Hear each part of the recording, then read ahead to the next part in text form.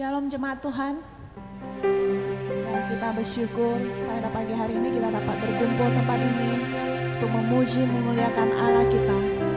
Dialah yang memberikan kesehatan dan kekuatan bagi kita, sehingga pagi hari ini kita diberi kesempatan untuk dapat memuji memuliakan Allah kita. Saat ini mari kita siapkan hati kita untuk meninggikan Allah kita. Kami mau masuk ke dalam hadirat-Mu Tuhan. Kami mau merasakan kasih-Mu yang Kau berikan bagi kami ya Tuhan, yang tak pernah habis dalam hidup kami Bapa. Saya percaya Yesus, Engkau Allah yang hidup, Engkau Allah yang senantiasa memberikan kasih-Mu bagi kami Bapa. Arti kehadiran-Mu Tuhan. Jalan-Mu tak tersaingi oleh setiap hati kami, namun satu hal ku percaya, ada rencana yang indah,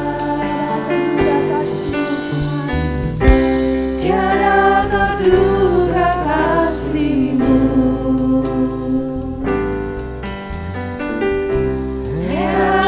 Besar bagiku, hari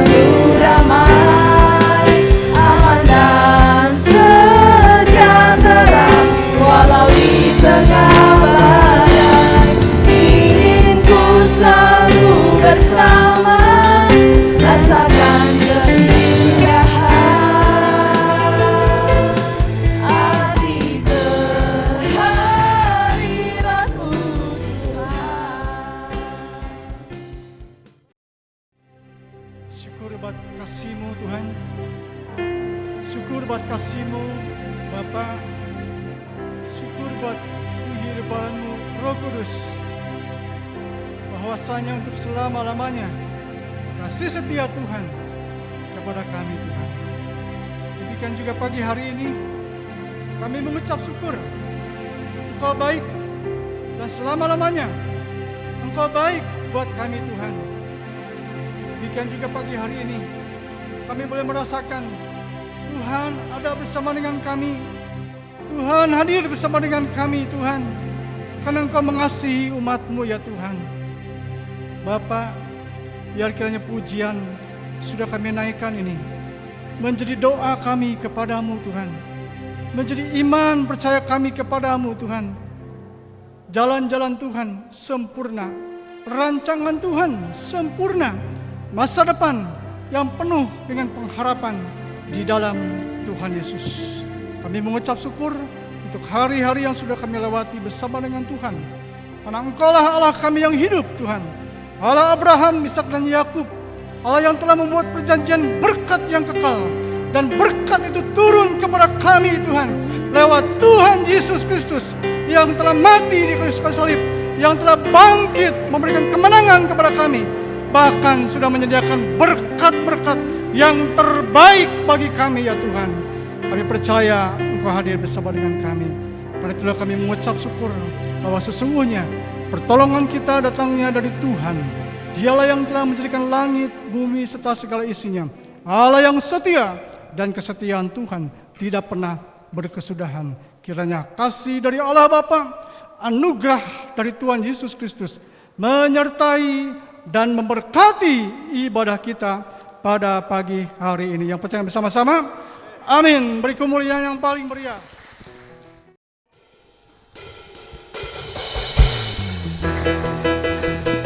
Nah, kita bersorak-sorai, kita tinggikan nama Allah kita. Hanya Dia yang layak disembah.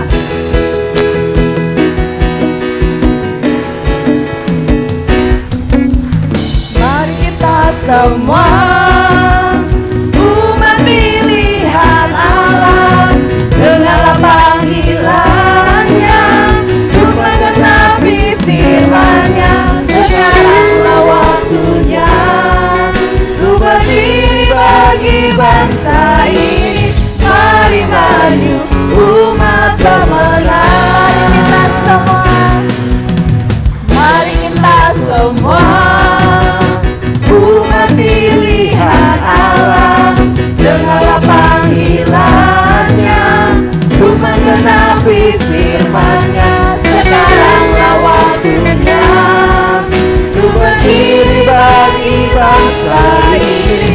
Mari maju umat pemenang.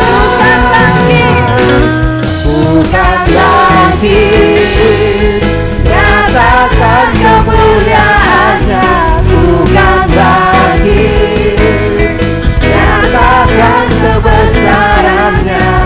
Sampai setiap lutut berlutut, semua lidah mengaku Yesus Kristus Dialah Tuhan, banyak segala raja.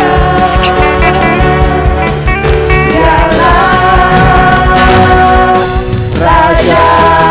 Mari kita semua umat pilihan Allah, mari kita bersama-sama menaikkan pujian, persembahan kepada Tuhan, seperti bentuk syukur kita kepada Tuhan. Tuhan Yesus begitu baik dalam kehidupan kita. Terima kasih Tuhan.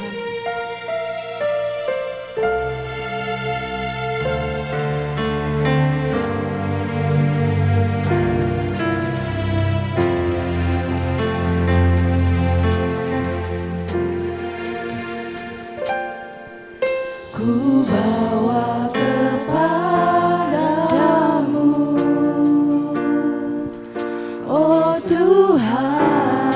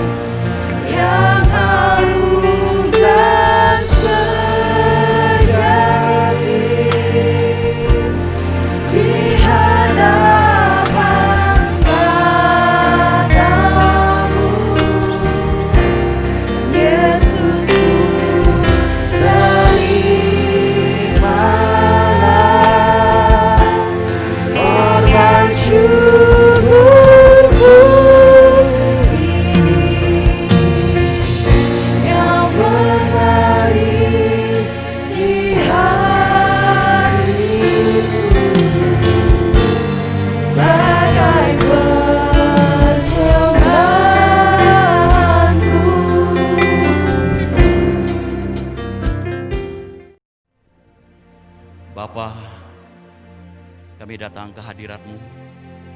Kami masuk dengan penuh keberanian karena membawa darah Kristus yang telah membenarkan kami, yang sekarang duduk di sebelah kanan Allah Bapa sebagai imam besar agung kami.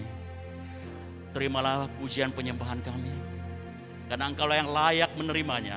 Engkau yang menciptakan langit bumi dan seisinya, dan tidak ada sesuatu yang tercipta tanpa Engkau Yesus. Engkau yang patut disembah dan dipuji. Engkau Allah yang hidup sebagai pembela kami. Kami berterima kasih, bersyukur untuk pertolongan dan pemeliharaan-Mu untuk hidup kami hari ke hari ini Tuhan. Terima kasih Bapa, dan juga pada pagi ini Roh Kudus yang ada dalam hati kami yang memberikan damai sejahtera dan juga mengajari kami akan kebenaran-Mu saat ini Tuhan. Kami siap, tolonglah kami bersama-sama untuk belajar kebenaran-Mu. Dalam Tuhan kami Yesus Kristus. Haleluya. Amin. Silakan duduk Bapak-bapak dan Ibu-ibu dan saudara yang kasih dalam Kristus Yesus.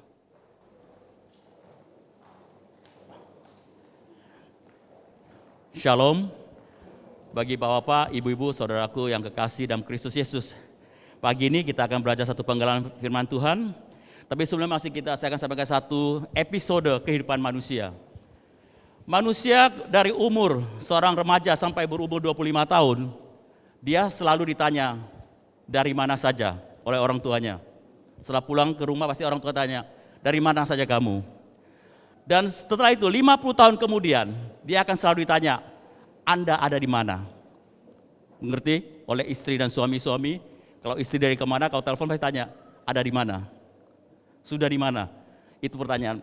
Tetapi kalau sudah 75 tahun ke atas, orang-orang akan bertanya, kemana setelah itu dalam hidupnya? Nah, pada pagi ini kita akan masuk dalam satu pertanyaan yang harus kita tanya pada diri kita sendiri. Saat ini kita sedang membangun di mana? Maksudnya apa? Bangun di atas batu atau di atas pasir? Itu pertanyaan yang perlu kita jawab sendiri, karena selama ini orang yang bertanya kepada kita, istri, suami tanya kita, orang-orang lain bertanya kepada kita, dan saat ini kita perlu bertanya pada diri kita sendiri. Dan kita lihat ada satu gambar ini, gambar yang sederhana, kita perhatikan ada satu rumah yang kokoh berdiri, walaupun setelah dihempas oleh hujan badai dan juga angin kencang, dia tetap berdiri karena dia terbangun di atas batu karang. Dan kita bisa bayangkan sekitar pinggirannya daerah pasir, gunung, tanah pasir seperti ini, ada gubuk-gubuk atau rumah pasti semua sudah tersapu oleh banjir yang telah melanda. Jadi kita lihat pagi ini mau kita pelajari bersama tentang apa, dengan judul yaitu dua macam dasar. Pertanyaannya kita tanya diri sendiri, kita lagi membangun di dasar apa? Karena pilihan dalam hidup ini hanya ada dua dasar yang diambil dalam Matius pasal 7 ayat 24 sampai 27. Dan bagian ini adalah satu bagian firman Tuhan penutup yang Tuhan Yesus sampaikan. Kenapa? Selama Tuhan Yesus berkhotbah di bukit yang terkenal yang diambil dari Matius pasal 5, pasal 6 dan pasal 7, itu mencakup intisari pengajaran Kristus di dunia ini. Dan pasal ini yaitu Matius 7 ayat 24 dan 27 itu adalah penutup. Penutup satu tantangan yang Tuhan sampaikan kepada pendengar yang saat itu. Mari untuk memahami lebih lanjut kita buka bersama dalam Matius pasal 7. Kalau ada yang bawa Alkitab, baik itu yang virtual maupun yang di buku, silakan baca dan dikasih tanda, tapi kalau tidak ada kita baca bersama yang ada di depan ini. Matius pasal 7 ayat 7-24, saya baca ayat 24-25, jemaat Tuhan bersama-sama. Matius pasal 7 ayat 24. Setiap orang yang mendengarkan perkataanku ini dan melakukannya, ia sama dengan orang yang bijaksana, yang mendirikan rumahnya di atas batu. Ayat 25 bersama-sama.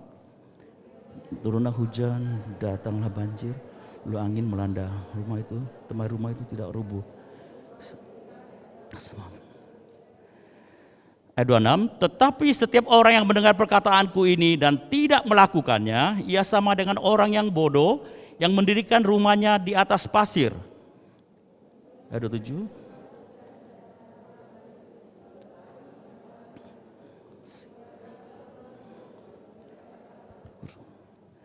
Dari pembacaan sepintas kita bisa menyimpulkan kalau secara alami di dalam kehidupan kita, kalau membangun rumah di atas batu dibandingkan membangun rumah di atas pasir, kita orang yang paling sederhana pun bisa mengamini bahwa yang terbaik adalah bangun di atas batu. Nah, itu adalah pemahamannya, dan kita mau lihat bagaimana makna rohaninya, yang itu yang perlu kita lihat. Karena Tuhan katakan membangun rumah itu berbicara tentang apa? Kalau berbicara membangun rumah itu berbicara tentang membangun hidup kita ini. Membangun hidup kita itu menyangkutlah segala aspek kehidupan kita. Kalau kita masih sebagai seorang pelajar, siswa dan mahasiswa, itulah dunia kita, hidup kita saat ini. Kalau kita seorang yang baru menikah, kita bagaimana membangun pernikahan kita? Kalau kita yang bekerja di dunia usaha, sekarang ini hidup kita adalah bagaimana kita membangun usaha dan pekerjaan kita. Dan juga mungkin kita yang duduk di dalam pelayanan, dunia kita, hidup kita adalah pelayanan. Dan bagaimana hidup kita, bangun rumah kita itu bisa tegap berdiri. Itu yang perlu kita waspadai. Firman Tuhan mengatakan hanya ada dua pilihan. Apakah kita memilih? Karena itu Tuhan bertanya kepada kita, di mana engkau membangunkan? Lokasi sangat penting. Lokasi yang mau pilih di atas batu atau di pasir. Semua mengatakan di atas batu. Tapi prakteknya itu membutuhkan keseriusan dan kita pikirkan kembali tentang hal itu. Kenapa? Firman Tuhan mengatakan hidup kita ini adalah, tubuh kita ini adalah bait Allah dan roh Allah ada dalam diri kita. Jadi itu menyangkut segala aspek kehidupan kita sedang dipertaruhkan untuk dibangun di atas mana. Dan untuk itu kita pahami, selain Tuhan menyampaikan secara pengertian Allah itu alami, kita juga melihat secara pengertian secara rohani. Kalau bicara tentang batu, batu pengertiannya apa? Saya kira sepintas kita sudah bisa memahami yang dimaksud batu itu, ya sudah pasti itu Kristus Yesus. Tapi untuk memahami, kita lihat dasar ayat pendukungnya. Dalam Kisah Rasul pasal 4 ayat 11 dikatakan, Yesus adalah batu karang yang dibuang oleh tukang-tukang bangunan, yaitu kamu sendiri, yaitu bangsa Israel waktu itu. Namun ia telah menjadi batu penjuru. Kalau batu penjuru ini, kalau masa ini kita memahaminya begini. Kalau kita sekarang kalau orang bangun rumah, biasa dimulai dengan kata peletakan batu pertama. Walaupun bangunnya pakai tiang pancang kayu kan, tetap bilang pembangunan dengan peletakan batu pertama. Karena maknanya diambil dari sini. Zaman dahulu kalau orang membangun rumah, karena saat itu bangunnya ada menggunakan batu, dibutuhkan satu batu fondasi dasar yang ukurannya betul balok, dan itu adalah titik dimulainya bangunannya itu. Posisi bangunan itu menghadap kemana, sudut kemana, menentukan keseluruhan bangunannya kelak. Kuatnya fondasi itu akan menentukan kuat tidaknya bangunan di atasnya. Sehingga saat ini dipersingkat, sehingga kalau zaman sekarang batu bangunan itu, batu penjuru jadi apa? Terwujud dalam bentuk prasasti. Kalau kita lihat bangunan, ada prasasti yang ditulis, ditatangin, dibangun tanggal berapa, diresmikan siapa, ditatangin biasanya wali kota, gubernur atau presiden. Itu disederhanakan menjadi itu. Padahal makna sesungguhnya adalah batu fondasi yang diletakkan di mana pembangunan rumah itu pertama kali dilakukan. Selanjutnya 1 Korintus pasal 3 ayat 11 dikatakan, karena tidak ada seorang pun yang dapat meletakkan dasar lain daripada dasar yang telah diletakkan, yaitu Yesus Kristus. Jadi kita memahami yang dimaksud dengan batu ini adalah Yesus Kristus sebagai fondasi dasar. Itu satu. Sekarang kita masuk ke tentang pasir.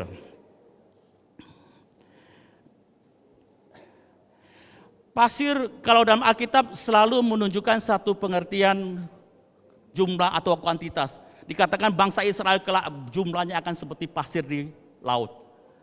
Jadi makna yang saya temukan di dalam kamus bahasa Ibrani, pasir itu ada kata dari bahasa Ibraninya adalah kol, yang artinya biasa-biasa saja atau duniawi. Lawan kata dari biasa-biasa saja ini adalah dari kata lawannya adalah kados, yang artinya kudus, yang dikhususkan untuk Tuhan. Jadi pengertian pasir itu artinya adalah sesuatu yang duniawi, sesuatu yang biasa-biasa saja dibandingkan dengan sesuatu yang kudus yang kita pahami adalah batu karang itu, yaitu Kristus Yesus. Jadi kita lihat ada pilihan membangun di atas batu karang, di atas Yesus, atau bangun di atas duniawi. Jadi dua pilihan.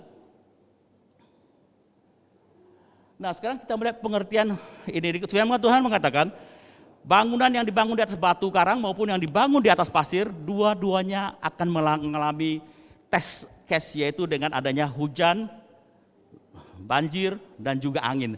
Nah kita sekarang kalau itu secara alami kita bisa memahami itu seperti apa, tapi kita melihat sudut dari pandangan rohaninya, dan kita lihat itu dari sudut Alkitab. Hujan itu sama dengan atau identik dengan berkat. Kita buka dalam Ulangan pasal 28 ayat 12 dikatakan, Tuhan akan membuka bagimu perbendaharaan-Nya yang melimpah, yaitu langit untuk memberi hujan bagi tanahmu pada masanya dan memberkati segala pekerjaanmu sehingga engkau memberi pinjaman kepada banyak bangsa, tetapi engkau sendiri tidak meminta pinjaman. Jadi sepintas kita bisa melihat Alkitab menjawab secara Alkitab bahwa hujan itu berbicara tentang berkat. Selanjutnya ada Kisah Rasul pasal 14 ayat 7 itu dikatakan, namun ia bukan tidak menyadarkan dirinya dengan berbagai-bagai kebajikan, yaitu dengan menurunkan hujan dari langit dan dengan memberi musim-musim subur bagi kamu, ia memuaskan hatimu dengan makanan dan kegembiraan. Jadi kita berbicara tentang hujan, yang dimaksud dengan hujan akan melanda rumah itu tersebut adalah berbicara tentang berkat. Dan selanjutnya kita bertanya, mengapa berkat itu bisa meruntuhkan rumah? Jadi berkat itu kita terjemahkan dari kata mamon. Dalam sebelumnya mamon itu artinya apa? Dalam terjemahan mamon itu dalam bahasa Ibrani terjemahannya sederhana, mamon artinya uang. Uang diterjemahkan lanjut adalah harta atau kesejahteraan. Nah kita lihat firman Tuhan sebelumnya dalam khotbah di bukit, Tuhan Yesus juga menyatakan dalam Matius pasal 6 ayat 21 katakan, karena di mana hartamu berada, di situ juga hatimu berada. Pentingnya harta itu, karena di mana harta itu, harta kita yang ada kalau di pikiran kita, kalau harta kita letakkan di surga, tentang hal-hal yang rohani, kita akan memfokuskan atau mengalokasikan harta kita ke hal-hal yang rohani. Atau dibalik, di mana hatimu berada, disitulah hartamu. Contoh sederhana, kalau kita ada orang yang hobinya otomotif, karena hatinya di otomotif, hartanya pasti akan dialokasikan ke otomotif. Kalau orang yang hobinya di bidang apa, itu semua harta alokasinya kan akan ke sana dan dia tidak akan berpikir dua kali untuk apa yang dia mau dan bawa kehendaki dalam hatinya, karena itu hobinya. Firman Tuhan katakan, karena di mana hati kita, di mana harta kita, atau di mana harta kita, di situ hati kita. Dan itu berbahaya. Tuhan mengatakan, karena apa? Kalau kita tidak waspada dengan kelebihan harta itu, ada baiknya, tapi sebaliknya dengan kekurangan harta itu juga ada kerugiannya. Kita perhatikan bagaimana pengalaman hidup banyak orang-orang percaya yang awalnya mungkin hidup dengan sederhana, tetapi setelah diberkati dan berkelimpahan, hidupnya sudah berubah. Karena orientasi sekarang bukan lagi ke Tuhan, tetapi kepada pencapaian harta, kepuasan hidup, dan kesombongan dalam dunia ini. Sehingga yang terjadi, manusia-manusia yang kita katakan dalam tanda kutip kalau dengan kekayaan yang di atas rata-rata, biasanya orientasinya ke Tuhan itu tidak terlalu lagi penting. Saya pernah berbicara dengan satu teman yang sebenarnya kaya sekali, dan dia mengatakan dia tidak bisa membayangkan bagaimana istrinya berdoa bagi istrinya. Kenapa? Apa yang dibutuhkan tidak perlu berdoa, semua disediakan. Butuh mobil baru datang. Rumah bagus, dapat rumah yang baru. Mau jalan-jalan ke luar negeri, kapan saja. Jadi dia katakan, saya tidak bisa bayangkan bagaimana kalau istri saya itu istilah berdoa dalam hidupnya itu dia tidak pernah tahu lagi. Kenapa? Itulah kalau semakin kita makmur, kita akan juga biasanya ketergantungannya kepada Tuhan itu makin berkurang. Itu artinya kita sudah menempatkan posisi mamon di atas segala-galanya, sehingga Tuhan menjadi yang di belakang. Itu kalau kelimpahan. Bagaimana kekurangan? Kita praksikan juga, kita baca bagaimana di grupnya WA Majelis Daerah 8, bagaimana saudara kita yang di kampung saat ini yang terjepit dengan masalah ekonomi, dengan hadirnya suatu kelompok lain yang berbeda kita datang memberikan kelimpahan dan memenuhi segala kebutuhannya, pendekatan secara mamon, mereka satu kampung berubah imannya untuk membangun rumahnya sekarang di atas pasir. Itu soal itu ada positif, ada negatifnya. Dan kedua juga kita lihat, Tuhan katakan hidup ini pilihan satu, kepada Tuhan atau kepada mamon. Kalau kepada mamon, Tuhan katakan ada rumah itu suatu hari kelak pasti akan roboh. Dan kita lihat bagaimana lagi firman Tuhan bicara tentang banjir. Kalau kita bicara banjir, berbicara tentang apa? Dalam Kejadian pasal 6 ayat 7 katakan, sebab sesungguhnya aku akan mendatangkan air bah meliputi bumi untuk memusnahkan segala yang hidup dan yang bernyawa di kolong langit. Segala yang ada di bumi akan mati binasa.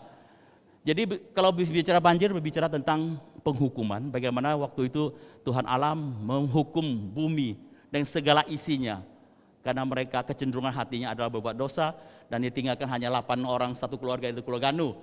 Dan dalam Mazmur pasal 144 ayat 7 dikatakan, ulurkanlah tanganmu dari tempat tinggi, bebaskanlah aku dan lepaskan aku dari banjir, dari tangan-tangan orang asing, dari mulut yang mengucapkan tipu, dan dari tangan kanannya adalah tangan kanan dusta.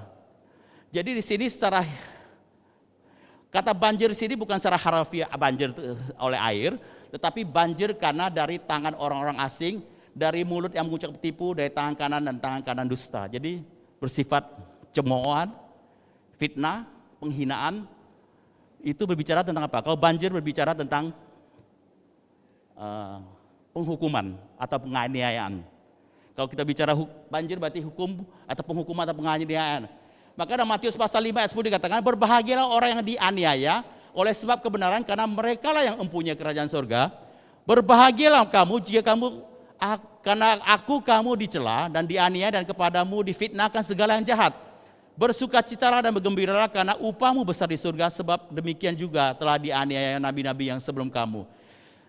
Jadi sebagai orang percaya, apalagi yang baru percaya, itu tantangan pertama ini biasanya cemooh, hinaan, bisa dari keluarga sendiri, bisa dari suami istri, anak-anak, lingkungan keluarga, lingkungan masyarakat, bisa kita mendapat cemooh. Dan yang lebih parah lagi, banjir bersifat penganiayaan. Dan kalau kita hidup saat ini di Indonesia, kita merasakan penganiayaan itu sudah mulai eskalasinya mulai meningkat.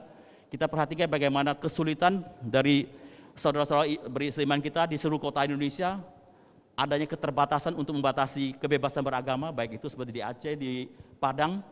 Sekarang bagaimana sulitnya kekristenan untuk bertumbuh, dan itu adalah penganiayaan. Penganiayaan kalau tidak kita bangun rumah kita di atas batu karang yang kuat, kalau kita bangun di atas pasir, saya yakin kita bisa menjadi murtad, kita bisa hilang. Dan kalau kita perhatikan lagi bagaimana di Cina saat ini juga, bagaimana penganiayaan begitu dahsyat, kita merasakan betapa nyamannya saat ini kita beribadah, enjoy saja, tidak perlu perjuangan.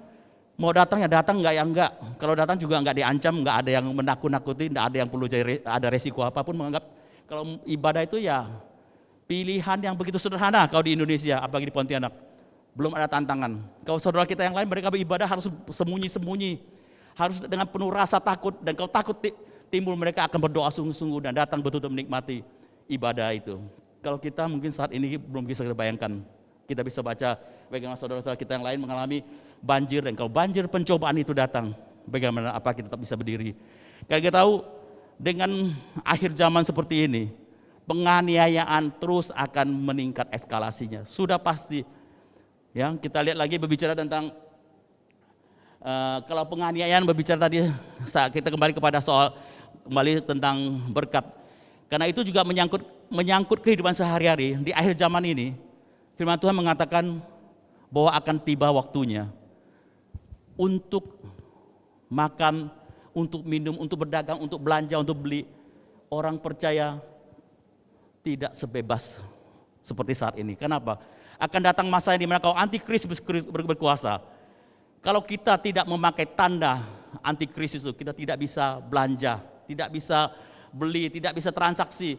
Dan itu bayangkan apa yang akan terjadi. Sekarang contoh sederhana begini saja, kalau kita di Pontianak masih belum begitu dahsyat, tapi kalau sudah mulai, kalau kita beli misalnya harus pakai OVO, ya, pakai kartu, jadi tidak ada lagi uang cash tapi virtual money. Dan suatu hari kita tahu sistem keuangan ini kau sudah kuasai oleh satu badan antikris yang berkuasa. Kalau Anda mau memakai alat itu, tanda tersebut, Anda berhak untuk berdagang karena Anda bisa mengikuti sistem yang ada. Tapi kalau engkau menolak, engkau tidak bisa berbuat apa-apa. Dan itu satu tantangan, itulah aniaya yang akan datang yang kita tahu sedang mengintip di depan mata kita. Karena dengan kemajuan teknologi kita ini, kita tidak bisa bayangkan 5-10 tahun ke depan aplikasinya seperti apa. Kalau kita sudah baca bagaimana kalau kita sekarang datang ke Cina, Anda bawa uang cash tidak laku. Anda mau beli bakmi saja, minum air teh, tidak terima uang cash. Jadi Anda tidak punya kartu, tidak punya sistem pembayaran virtual, Anda tidak dilayani. Dan itu kelak, ingat, kelak kalau orang percaya untuk memakai sistem ini, tantangannya satu, yaitu engkau harus menolak Kristus sebagai batu karang kehidupan Anda. Dan itu kalau saya yakin kalau sampai masanya, Tuhan katakan, kalau Tuhan tidak mempercepat masanya, akan sulit menemukan orang beriman pada masa itu. Nah, kita lihat sekarang berbicara lebih lanjut tentang angin. Nah, kalau kita bicara angin, apa makna rohaninya? Makna kalau kasih angin kok lampu ada gambar monyet di situ. Kalau bicara monyet, maaf jangan lihat kiri kanan, kita lihat di sini monyet ya. Jadi kita lihat ada satu pepatah mengatakan monyet kalau lagi dia bertengger di atas pohon, diterpa angin kencang, dia tidak akan jatuh. Tapi dia akan jatuh pada saat angin sepoi-sepoi datang, membuat dia ngantuk dan lupa dia jatuh. Dan itu juga berlaku sebagai orang percaya, kalau kita tidak hati-hati dengan angin sepoi-sepoi, kita akan jatuh. Apa dimaksud dengan angin? Dan firman Tuhan mengatakan, dalam Efesus pasal 4 ayat 14 dikatakan, bentar di situ sebagian itu teks yang tidak kelihatan di situ ya. Efesus pasal 4 ayat 14 dikatakan, sehingga kita bukan lagi anak-anak yang diombang-ambingkan oleh rupa-rupa angin pengajaran, oleh permainan palsu manusia dalam kelicikan manusia yang menyesatkan. Jadi kalau bicara angin, itu bicara tentang pengajaran. Jadi kita lihat hari-hari ini bagaimana maraknya YouTube. Saya percaya kita jarang ibadah, tapi saya percaya 90% jemaat kita buka YouTube, dan di mana pengajaran terpapar begitu banyak, sehingga kadang-kadang kita bisa bingung memilih mana pengajaran yang benar, mana pengajaran yang salah. Kenapa? Ada pengajaran yang halus, kelihatan Kristen tentang sesuatu iman, tapi ujung-ujungnya berujung maut. Kenapa? Kita lihat bagaimana sekarang, bagaimana pengajaran dalam intern kita sendiri sebagai orang percaya. Ada yang mengajarkan ujung-ujungnya, kalau kita perhatiin, kalau akhirnya tidak mengakui Yesus Kristus sebagai Tuhan dan Juru Selamat, itu mereka masuk ngajarnya bukan secara drastis, tapi pelan-pelan, dan setelah kita baca, kita lihat, kita aminin, lama-lama kita akan jatuh seperti monyet yang lupa bahwa sesungguhnya itu semua datang melanda kehidupan kita. Dan itu dari kalangan intern kita saja itu sudah sangat sulit kita atasi. Tapi ada satu sekarang gerakan global, bukan hanya dalam kalangan Kristen, tapi itu sudah global, dan mungkin kita pernah menyaksikan gambar ini. Ada yang sudah pernah lihat gambar ini dan memahaminya? Itu dari kata coexist, yang artinya dalam bahasa Inggris adalah hidup bersama secara damai, atau hidup atau hadir secara bersama-sama. Jadi ini satu gerakan dunia yang sesungguhnya dirintis oleh satu badan bersifat sosial. Mereka kumpulkan semua manusia di bumi dengan segala latar belakang agamanya. Kalau agama yang ada di dunia ini termasuk penyembahan-penyembahan yang tidak diakui sebagai agama, tercatat ada 200. Dan mereka berhimpun, abaikan apapun imanmu, karena kita semua adalah anak-anak Allah, anak-anak Abraham. Jadi hidup yang penting mempraktikkan kasih, tidak peduli agama apapun. Dan itu gerakan yang betul-betul kelak, yang akan mengalami atau yang memahami ajaran ini akan bertentangan atau akan menjadi masalah bagi orang-orang percaya. Karena orang percaya pasti bertolak belakang dengan ajaran ini. Kenapa? Karena ajaran ini kalau kita lihat dari warna, pertama kita lihat itu adalah warna LGBT, yaitu satu ajaran yang mengakui keberadaan homoseks, lesbian, dan segalanya. Satu gerakan ini bersatu di situ. Dan ini C ini adalah C dan bintang, itu huruf C itu mulai dengan dari Muslim. Ini lambang peace, salib terbalik. Ini lambang E itu adalah kata Om dari Hindu, dari Hindu. Ini itu dari bintang Daud, ini adalah lambang agama Yudaisme atau Yudaisme. Ini lambang I ini di sini adalah gambang bintang segi 5 terbalik. Itu adalah pemahaman atau ajaran dengan segala penyembahan berhala. S ini Yin dan Yang, itu dari Buddha, dan T ini atau salib ini berbicara untuk Katolik dan pengikut-pengikutnya. Dan itu menjadi tantangan bagi kita orang percaya. Kenapa? Karena apa yang mereka ajarkan, prinsipnya, lupakan apa kepercayaanmu, abaikan apa yang kau imani, yang penting kita mempraktekkan kasih, hidup berdampingan, dan itu Tuhan kehendaki, karena Tuhan katakan Tuhan adalah Tuhan yang maha kasih, dan itu dipelopori oleh siapa? Dan ini kita bisa baca, dan ini patut dilihat secara ini dari saudara kita yang dari Katolik, dan kita lihat di sini ada satu judulnya Catechism of Catholic Church, artinya itu di sini bahan katekisasi gereja Katolik dari pengakuan iman ya. Ini dalam bahasa Inggris ya, kalau ada yang bahasa Inggris bisa dibaca dalam bahasa Inggrisnya, tapi saya bacakan di bahasa Indonesianya, diterjemahkan di sini. Jadi dikatakan dalam pasal 841 dikatakan hubungan gereja dengan Muslim itu menyangkut rencana keselamatan juga, termasuk mereka yang mengakui Sang Pencipta. Pertama-tama di antara mereka adalah Muslim, mereka yang mengaku memegang iman Ibrahim atau Abraham, dan bersama-sama dengan kami mereka memuja Tuhan yang Maha Esa, Maha Pengasih, Hakim umat manusia pada hari terakhir. Jadi pengajaran ini dikatakan bahwa Allah yang kita sembah dari semua agama dan aliran kepercayaan itu Allah yang sama, yaitu Allah yang menciptakan langit dan bumi, Allah yang Maha Esa, Allah yang penuh pengasih, belas kasihan, dan Dia akan menjadi hakim bagi manusia pada akhir zaman. Dan bayangkan kalau saya baca lihat di YouTube, ada pendeta yang mengatakan surga itu atau neraka itu tidak ada. Jadi pengajaran, kalau mereka sudah menganggap ini ajaran bahwa Tuhan pencipta langit bumi ini sama, Allah yang sama, dikatakan Allah yang berbelas kasihan, dia komentar, masa Allah yang berbelas kasihan rela atau tega menghukum manusia dengan api neraka? Itu hanya fiksi katanya. Bayangkan itu dikatakan seorang pendeta di dalam YouTube. Kalau kita tidak punya dasar fondasi iman yang kuat, apa yang terjadi? Dan gerakan ini sangat gencar, dan kita kalau ikuti bagaimana mereka mengumpulkan semua agama yang berbeda, mengumpul di Vatikan. Mereka berdoa bersama, silakan dengan agama masing-masing. Kan mengatakan kita seperti firman prinsip yang pegang, banyak jalan menuju Roma.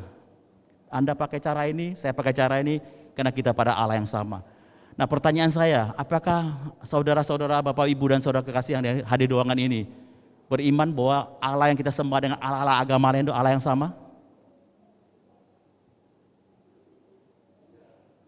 Tidak.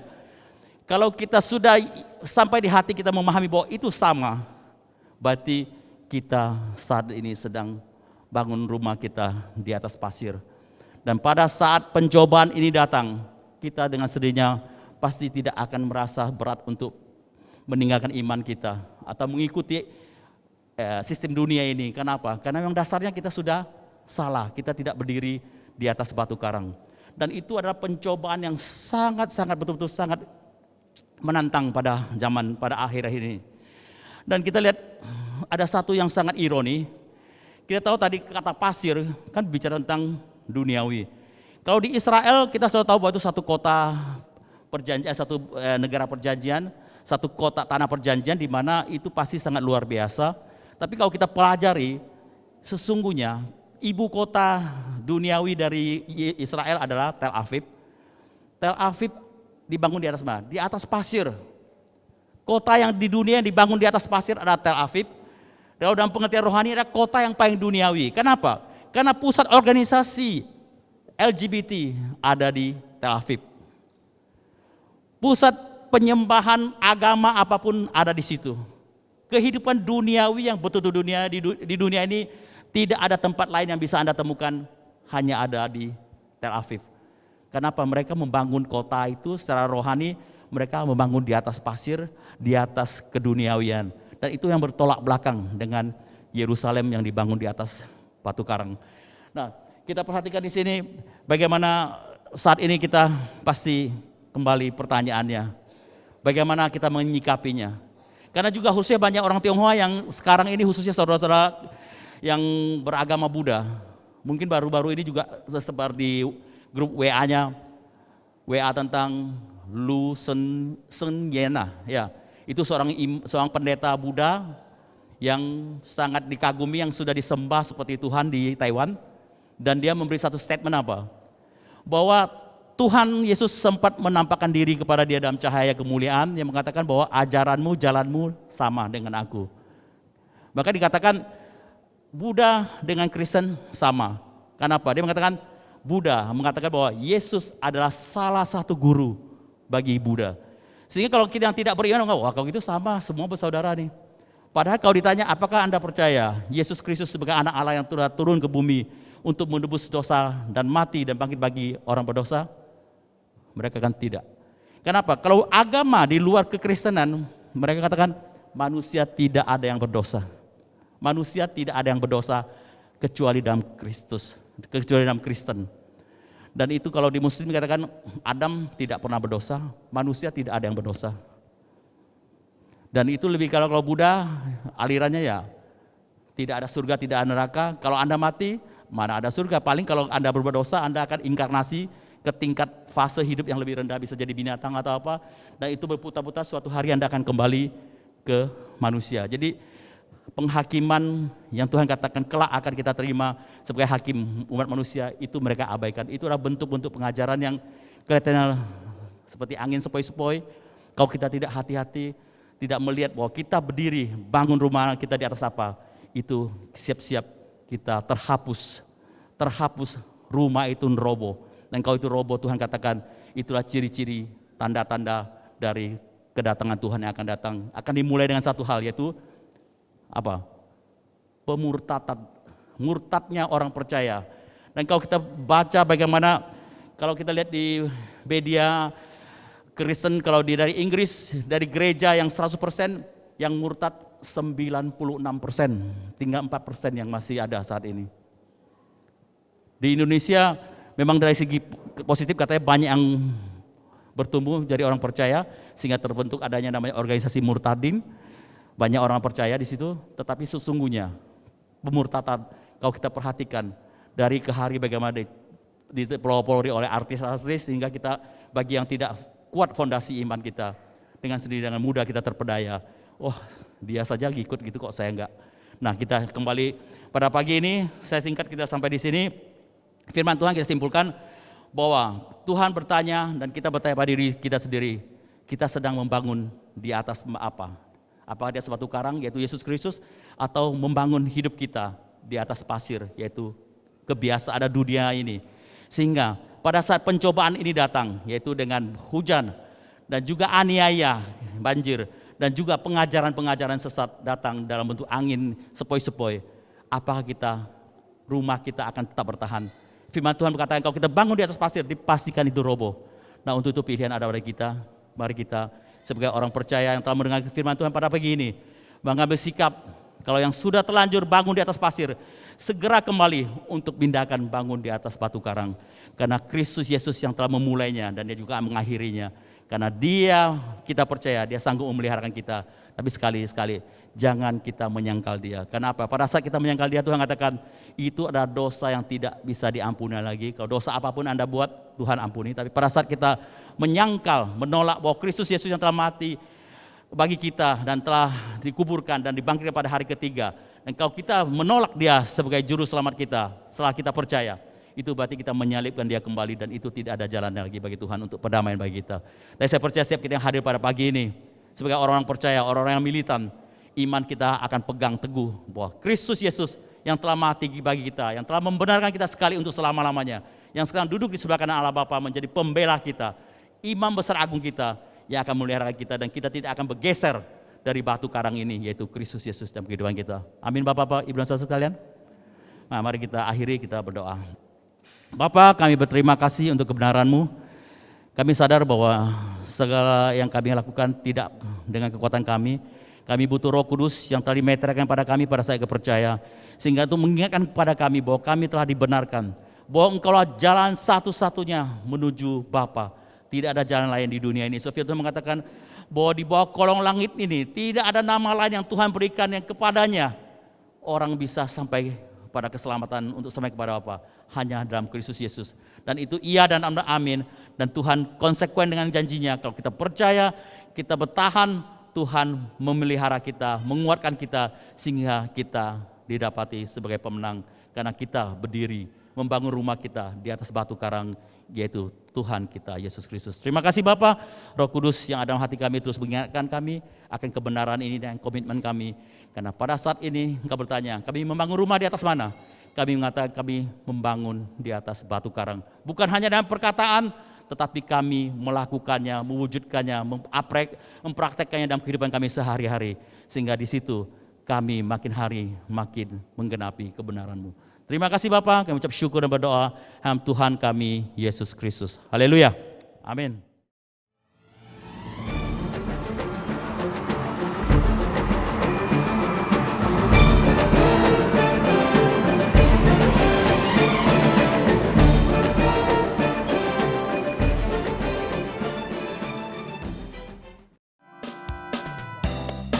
Shalom Jemaat Gereja Isa Al-Masih Pontianak.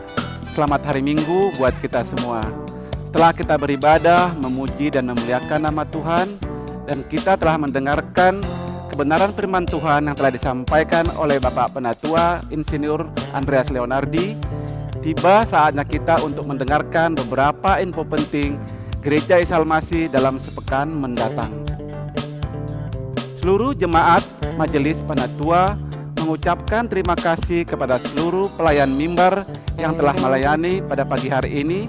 Tetap semangat melayani Tuhan kita yang agung. Tuhan memberkati.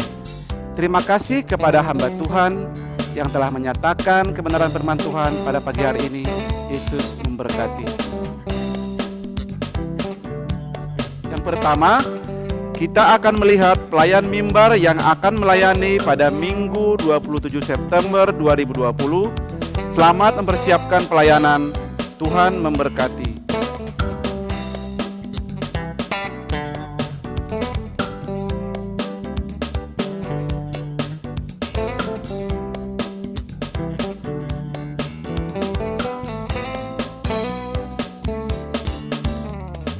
Dan firman Tuhan akan dilayani oleh Bapak Pendeta Ayub Suyono. Yang kedua, pelantikan Panatua, Majelis, Ketua dan Pengurus Seksi Gereja Isa Al-Masih Pontianak akan dilaksanakan pada hari Minggu 27 September 2020 di ibadah raya pagi. Berikut nama-nama yang akan dilantik.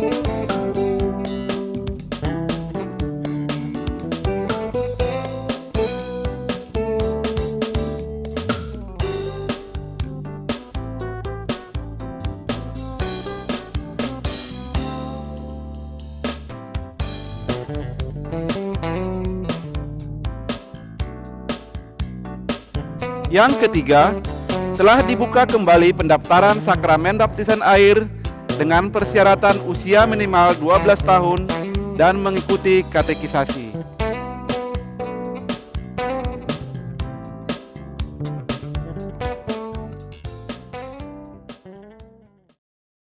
Yang keempat, selamat ulang tahun kami ucapkan kepada jemaat yang berulang tahun di bulan September, periode 20 September sampai dari 26 September.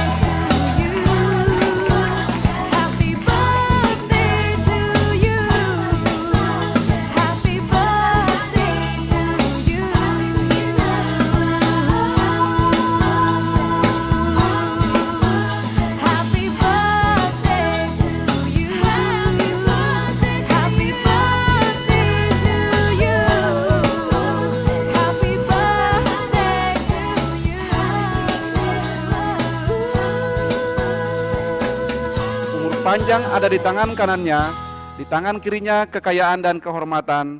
Tuhan Yesus memberkati.